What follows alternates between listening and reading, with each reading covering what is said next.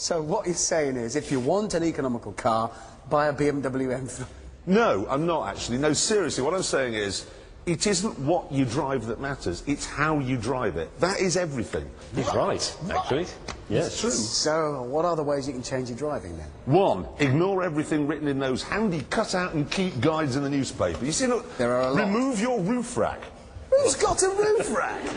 If you're on your way to see the latest carry-on film, don't whatever you do keep your... Terry and June haven't had a roof rack. I mean, nobody's got roof racks. Nobody has them. You could take other bits off your car, though, to make it more aerodynamic, like... If you've got a Nissan Micra, you could take off the door mirrors, because nobody ever uses them with Micras. Likewise, any van. White vans. Oh, I get this. Aerodynamics is good. So, if you're transporting barn doors, say, carry them flat, not vertical in front of the car like that. That's... The other one the newspapers are doing is remove excess weight. Don't carry a jack or a spare wheel. I mean, that's ridiculous. What if you get a puncture? But you could go on a diet. Actually, do you really need both kidneys to drive? You can save a bit of weight there. Technically, you don't need both of your testicles. No, you don't. Really. Did you drive here today?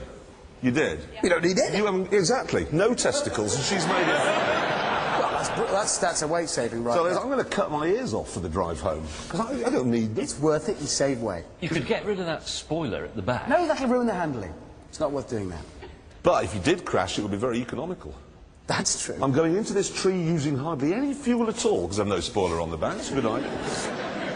BMW built a concept car. It's called the Gina. Here it is. The important thing to know about this car is the body. That body is not metal. It's fabric.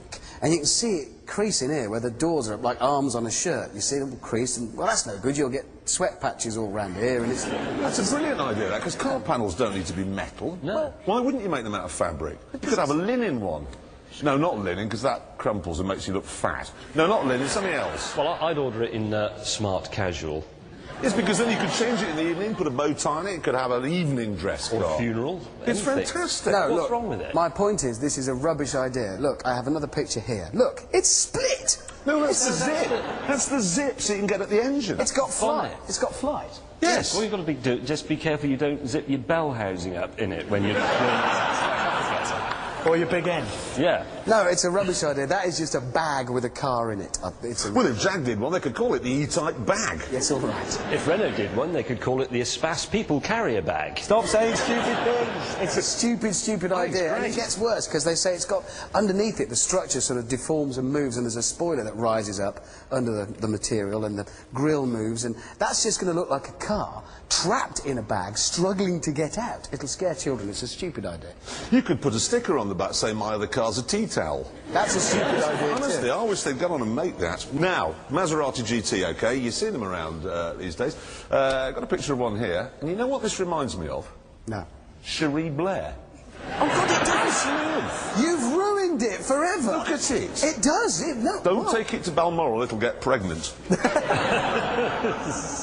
It'll forget it's contraceptive. And it'll sell all the stories of what you got up to in it. And it'll have a Scouse starter motor.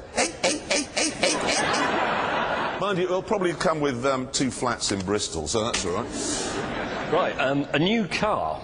This Oh, yes. is the Toyota IQ. And Now, I've got a thing about this. That's called the IQ. Yes. Why is it that all small cars these days are given names that imply they are clever or the people who buy them are clever? Like the Smart. Because it should be the other way round. Because people who buy... I mean, it's like the Rolls-Royce Dunderhead Coupe. They're buying big cars. You're stupid. Yeah, so they'd have a Mercedes S-Clot. Yeah. The new Lamborghini Azaplank. That should be called the Toyota Life Hasn't Worked Out Quite As Well As I'd Hoped. That's what it should be called. That's dark. No, but the thing I like about this is that all those small cars with the intelligent names tend to be really cutesy and hoochie-coochie-coo, which always annoys me. But I think that is actually quite a funky shape. No, it's a good-looking little car. There's But how actually- much is it? Well, that's the point. 10 grand. Yeah. Quite That's a lot. 3,000 quid too much. Yeah. So it actually should be called the Toyota I Really Am a Clot. I've spent £3,000 too much on my car, is what it actually should be. Rejoice! The Vauxhall Vectra is dead. Yeah, it's gone. And here's its replacement. It's the Insignia. And first things first, you've got to say it's a good-looking thing, actually. It is actually. It is, and it's not alone, because have you noticed how many mainstream cars are coming along these days that look brilliant? Yes. What was I looking at this morning? Citroen C5. That's a fabulous looking. Brilliant. And that Renault Laguna Coupe. And the saloon. And there's that Passat CC. And Yes. the Mondeo, that's a good looking. Yeah. In fact, we're rapidly approaching the point where the only ugly car on the road is the Ferrari 430. Well, no. You're right. Well, it is. It's nowhere near as good looking as that.